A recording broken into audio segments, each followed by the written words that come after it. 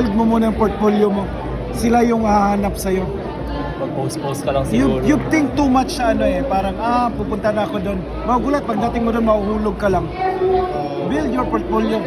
I built my portfolio for like 9 years old ako start nag-drawing. Tapos nag-submit ako nasa 19 or 20. That's 10 years of my life. Bago ako nagyabang na pwede na to. Tapos nung sinabihan pa ko, the most ugliest Superman I've ever seen in my entire life. 10 years ko yung ginawa. Ito, ilang years mo to ginawa? 6 years. So huwag kang masaktan. Huwag kang masaktan. May hugot ba yan? Hindi. Kasi parang iniisip mo lagi, Opo. mag-email, huwag mong problemahin yun. Yung portfolio mo, yung i-build mo. Kasi mahanap ka eh. Alam ko hindi 6 years to, 100% ako.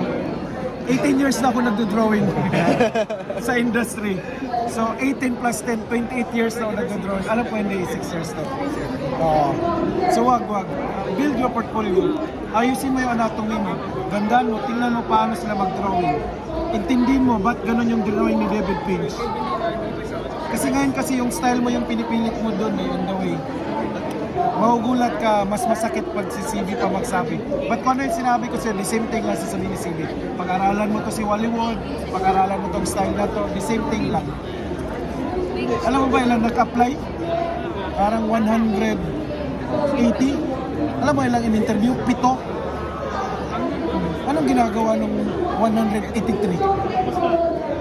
So wag mong isipin yung ang new generation ngayon na nagdo-drawing. Nakapag-drawing lang ng 2 years, 3 years, parang ano na eh. Ba't hindi nyo ito tinitingnan? Wala nang slot. Parang huwag ka mainis. Parang yung timing hindi, wala pa. Weird yung science ng drawing. Ikaw yung hahanapin ng opportunity. Hindi ikaw yung magagrab mo agad yung ganun. Kasi pag nandun ka, magugulat ka lang, masasampal ka kagad, tapos di ka na mag-drawing forever. Buti nga, nagkita tayo eh. Buti narinig mo na ano. Kasi pag na-meet mo yung mga agent na ina-apply namin dati, ilan kami nag-apply? 200. 2 lang kami pumasa. Hindi pa ako kasali. Tapos yung dala ko, sinabihan, shit yung mga dala ko. Parang mga tae. Isipin mo yun, 10 years of my life yun. Pero wala akong pag-alam kasi hindi naman siya magsasabi ko ano yung opportunity ko eh. At saka yung destiny ko, ako naman eh. So yan yung ano mo, build your portfolio. Huwag yung isipin mo, email ba ano.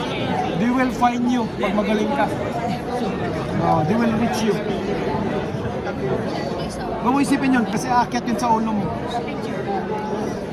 Tapos magulat ka na lang pag lahat ng namimit mo ngayon, they love your work. Magulat ka pag may isang sobrang masakit magsalita, titigil ka mag-drawing. Build your portfolio, build your confidence. So how do you cope up po yung sa ganong mga scenarios na syempre sinabihan kayo na tumigil You are your na... best enemy. Ikaw naman yung kalaban mo eh. Thank you po, sir. Good luck. Ikaw yung kalaban mo. Yung yesterday at saka yung ngayon, yun yung kalaban mo. Yung bukas, yun yung ikaw. So if you made beautiful ngayon, gaganda siya bukas. Huwag kang makalala. Email. Huwag mo isipin yan. Isipin mo yan. Paano gumanda, paano yung anatomy, paano yung storytelling. Tapos makita mo sa akin next year. Makikita mo yung 6 years mo, wala yun. Pag nakita yan next year, magugulat ka, ito pala yung sinasabi niya. Yun yung pag-aralan mo. Bakit ito yung sinabi? Diba, parang sinabi ko, Stephen Platt, kilala ko na yan.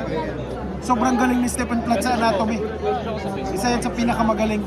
Sumunod lang yan sila David Finch sa kanya. Si Jim Lee. Jim Lee, parang father, tapos sila, sumusunod-sunod lang. Pag-aralan mo, paano drawing, paano anatomy, paano yung tamang pose. Yun yung pag-aralan mo. Intindihin mo yun. Opo. Story mo kung masasarap. Puro ganun, puro ganun. Pili-pili lang.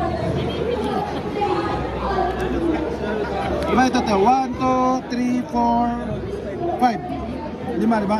Tinan mo. Pumasok yung spaceship, sa isang planeta, bumaba sila, may mga tao na nakita. Uy, ano yung mga tao na yon? Lapitan mo. Nilapitan. Uy, ano yung nandun? Pero makikita mo, nandun yung spaceship nila na sinakyan nila. Wala yan dun sa drawing mo.